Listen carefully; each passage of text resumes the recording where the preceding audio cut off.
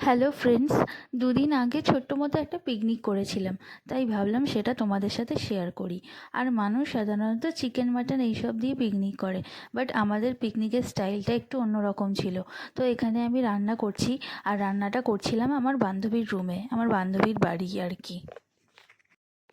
আর আমাদের বাড়ি এক জায়গাতেই, তাই আমাদের প্ল্যান হয়েছিল যে আমরা সেদিন রান্না করে ছাদে গিয়ে খাওয়া দাওয়া করব।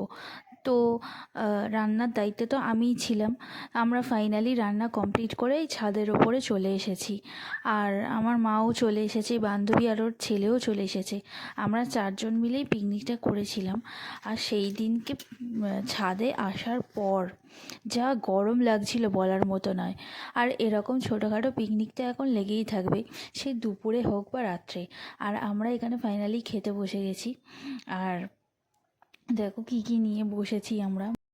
আর এখানে তো আমার মা বাড়ি থেকে মূলো টুলো সব কিছু কেটে কুটে নিয়ে চলে এসছে। আর আমার বান্ধবী স্যালাড ফ্যালাড সব কিছু কেটে নিয়ে চলে এসেছিলো। আর এখন আমরা ফাইনালি খাওয়া দাওয়া করে নিচ্ছি। তো তোমাদের যদি ভিডিওটা ভালো লাগে একটা লাইক করে দিও, আর প্লিজ আমার চ্যানেলটাকে সাবস্ক্রাইব করে দিও।